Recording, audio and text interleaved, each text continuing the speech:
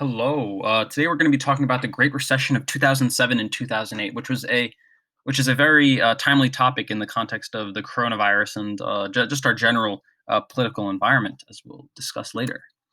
So there are three parts to the story I want to discuss. The first is the lead up, which is the housing market, the subprime housing market, and how it created this mess. Then we're going to talk about the mess itself and how political leaders, dealt with the crash. And then we're going to be talking about the socio-political legacy of the crash in terms of like the advocacy groups it created and the politicians it created. Um, so basically, here's a story. In the 1980s, there are these banks. Banks existed for a while, and basically people buy houses, and when they buy houses, they usually don't pay it all off in one foul swoop. They buy a down payment, and then they do like a rent type of thing called a mortgage. Okay. So banks, they get this piece of paper from people who are paying their mortgage, doing their mortgage payments.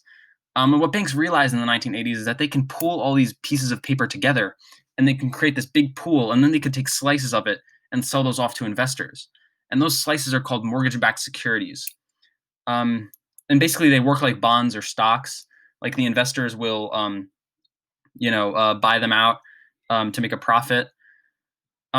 And then there's the collateralized debt obligations, as you can see on the right, which are just like a slightly more complicated version. Well, probably usually sometimes even much more complicated than the mortgage-backed security. Um, but we'll talk about that later. Essentially, the mortgage-backed security looked like a very good investment at the time. Um, and as we'll see, well, and for now, nothing's really wrong with this picture, um, except the fact that maybe, well, you'll see. But as Chuck Prince, the CEO of Citigroup, said at the time, while the music is playing, you gotta dance, and we're seeing them dance. People are making money, the banks, and the investors alike, and people are getting more houses, the more mortgages you give out. Um, Unfortunately, though, the banks wanted to make more mortgages, and that was an issue because there's only so many credit-worthy people on the market. So what happened is banks essentially started issuing mortgages to people who could not actually afford the houses they were buying. And this was risky business. These are called subprime mortgages, and they're bad because essentially they put the entire system at risk. Because if people suddenly have to default on their mortgage payments, that just destroys the whole chain of command. And suddenly these mortgage-backed securities are going to depreciate in value tremendously. And another huge issue, though, was that these mortgage-backed securities, ratings agencies who look at these and say how risky they are, were overstating the soundness of the mortgage-backed securities, partially due to the fact that they're paid by the bank instead of the investors, so there was a bit of perverse incentive involved, but also just because sometimes they didn't actually understand the sheer complexity of some of these derivatives packages, namely things like collateralized debt obligations, and the way they actually calculated the risk and the way it all derived. It just got so complicated that like there were very few people in the United States who could actually understand them. So essentially, this is an unsustainable system because you have people on the bottom who are paying these mortgages who eventually might not be able to pay them in full, and people in the back end, in the derivatives end, not recognizing that risk. And so essentially, we have this bubble building up, and the bubble bursts. It bursts when housing prices started falling, interest rates started rising, and suddenly people couldn't pay their mortgages anymore. So there started to be a wave of foreclosures. This started in about 2007, maybe a little bit earlier, but throughout 2007, this became an issue. And what happened? This translated into big banks who, like Lehman Brothers, who invested tons of money in these mortgage-backed securities, are suddenly going under because that's a lot of they're losing like billions of dollars. And the average citizen will look at this and say, okay, this is great. These banks, they made bad decisions, and they deserve to go under, or they deserve to go bankrupt. But the issue is, and this is something you hear a lot when people talk about the 2008 crisis, is this idea of too big to fail, and the fact that failing banks could lead to a failed economy, which is something that we actually like learned from the Great Depression, and all the terrible things that happened and like just the terrible cycle of events that happened that made the Great Depression so bad. So this whole prospect of banks going under caused a lot of panic. It hurt the stock market. So it started on Wall Street, but eventually it came to Main Street, and it started to hurt people's employment. But it was a bit of a slow process in 2008, but it picked up later on. And Warren Buffett called this an economic Pearl Harbor. There was just a lot of panic, and panic is bad for the economy. So how did the government react? Well, in charge of the federal, the Fed, as well as the Treasury, were these three guys. Henry Paulson, Ben Bernanke, and Timothy Geithner, and essentially all three of these guys, they're very well educated, smart guys. They all were believers. They were pragmatists, right? Right. They weren't all for free market, letting it laissez-faire. They didn't want to end up like the Hoovers of their time. So they helped. So they started helping buyouts. Specifically, when Bear Stearns went under, they helped J.P. Morgan buy them out. And also, they worked on the federal takeover of Fannie Mae and Freddie Mac, which are government. Well, partially, they started out as government agencies that became private companies who buy out mortgages, and essentially, they were also doing very bad because they invested in these mortgage-backed securities, and they were failing as well. So the government sort of took that over, which was kind of a dramatic move. And as time progresses, and Lehman Brothers, a very big bank, and AIG, which is a bank insurer, start going under, they call for this thing called the Troubled Assets Relief Program, or TARP, which is commonly thought of as which is commonly referenced as the bank bailout. And as you'll see, this becomes a drawn-out fight. It loses its first time in Congress. It eventually passes. And it's politicized in the midst of the 2008 election. And there's a lot of public outrage about it. People saying you should be helping us on Main Street rather than bailing out the people on Wall Street. And yes, it did pass on its second vote. But I think it's interesting to reflect on two little-known senators at the hearings 2 days before it passed on October 1st, 2008. Giving their opinions on the bill. So Barack Obama, future president, voted yes on the bill, yay. And you can see in his rhetoric that he says that there's a lot of blame to go around, including people in Washington and Wall Street. But he eventually goes on to say, we can also even have a better plan, but we don't have the kind of time. So you can see, Obama's a little more of a centrist, and a little he's giving. He's basically saying they have to tackle this issue now, and he's sort of getting at the idea that bailing out these banks is actually going to help everybody. It affects the financial well-being of every single American. He says right there.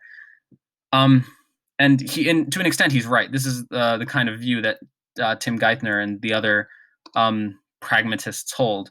And meanwhile, Bernie Sanders voted nay on the bill. Bernie Sanders, I'm going to assume you know him. In this speech, he goes on to give his little 99%, 1% spiel. But he says, the American people are bitter. They are angry and they are confused. If we're going to bail out Wall Street, it should be those people who have caused the problem, those people who have benefited from Bush's tax breaks for millionaires and billionaires and blah, blah, blah, and not working ordinary people. So Bernie, if you know him from politics, he eventually rises based on this kind of this rhetoric. But obviously, there aren't enough people voting nay this time around, and the bill eventually passes. And you could see, so that was October 3rd, 2008, bailing out the banks. And basically, what the government did is they bought out the failed mortgage assets that these banks bought out. All these subprime things that were just they were called toxic assets. They weren't worth anything, and that really was what was driving down these banks in the first place. Interestingly enough, the government has since gotten their money back on this with a profit.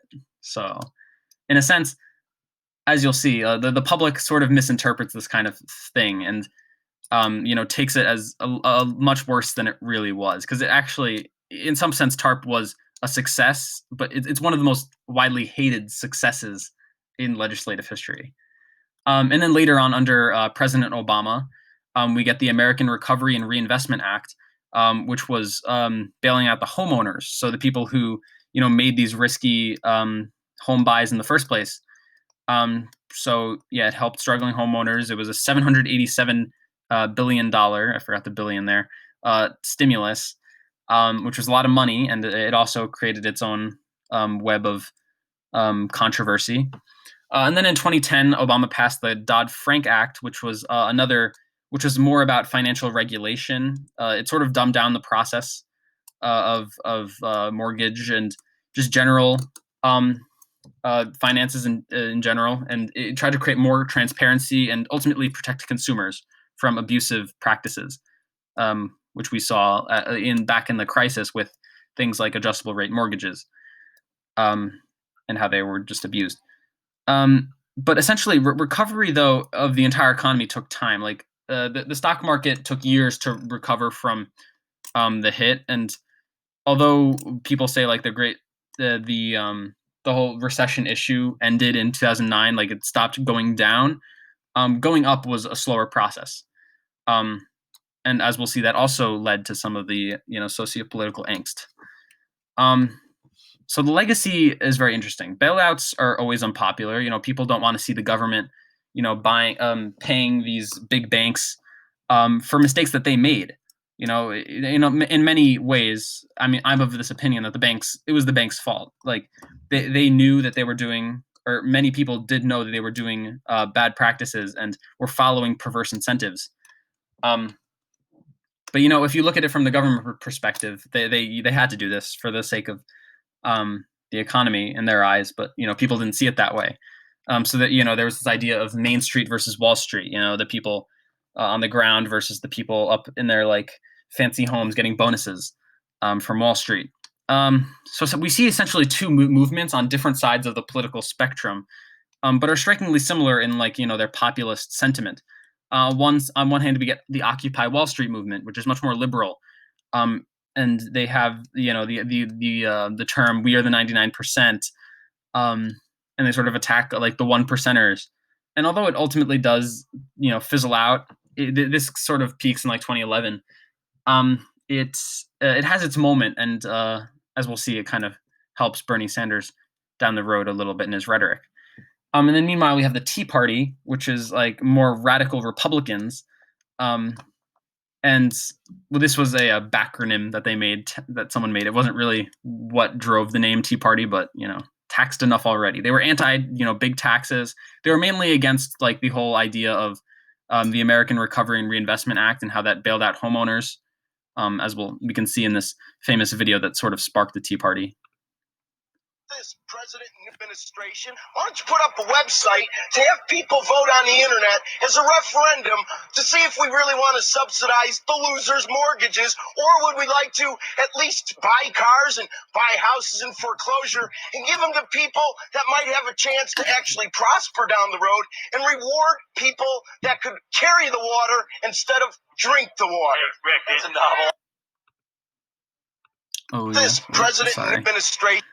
So as you can see, his rhetoric reflects, first of all, just like the populist anger at the government for basically helping people who made mistakes and overestimated their ability to pay these mortgages. So that's interesting, and in a way, like the Tea Party is much more against the ARRA. Whereas the Occupy Wall Street is much more against TARP and helping the banks. So these movements kind of translate to two very different politicians who both sort of rely on this concept of populism and distrust of the establishment politics. We have Donald Trump on one end and we have Bernie Sanders on one end. So let's hear a little bit from them. But think of it, GDP below zero, horrible labor participation rate. And our real unemployment is anywhere from 18 to 20%. Don't believe the 5.6. Don't believe it. That's right. A lot of people up there can't get jobs. They can't get jobs because there are no jobs, because China has our jobs and Mexico has our jobs. They all have our jobs. But the real number is anywhere from 18 to 19 and maybe even 21%. And nobody talks about it because it's a statistic that's full of nonsense.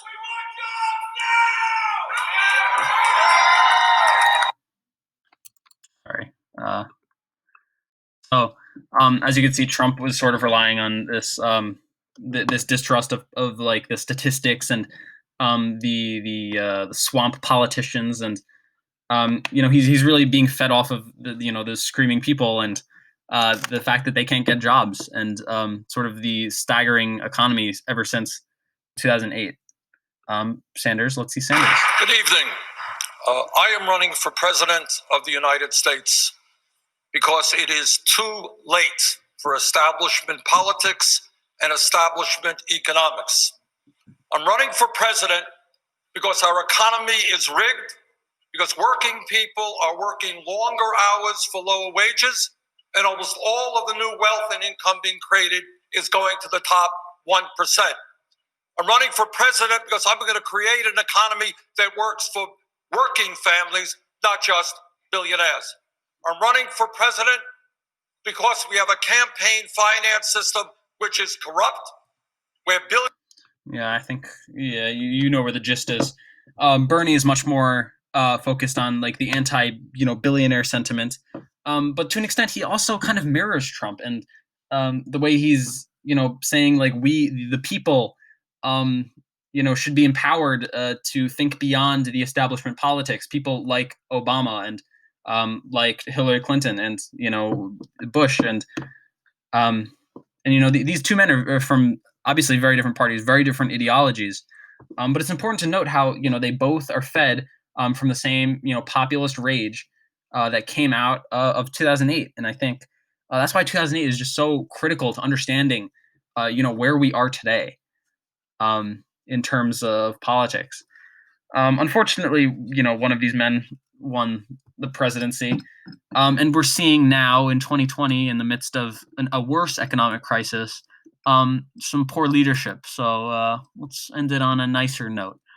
Henry Paulson talked about the coronavirus in a op-ed in March 2020. And he talked about how it can help us face coronavirus, and how the 2008 financial panic can help us face what's happening now. And he stated, transparency is essential. Leaders should urge calm, but there must be a healthy balance between conveying calm and being frank about troubling facts. When the facts evolve, leaders must be prepared to say, we made a mistake, and change course. Crises demand nimbleness and flexibility. And it's a very interesting story how Paulson had to deal with this kind of stuff as the head of the Fed, going through the entire 2008 crisis, and how being a leader really requires having that good communication. And to an extent, Paulson did kind of fail, but it's tough to really get across to the general population how you're trying to help.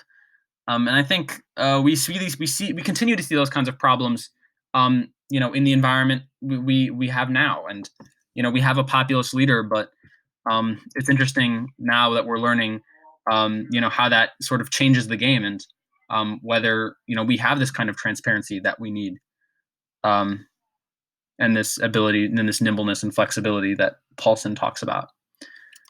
And that's about it. Here are my works cited. Take a little longer look at it.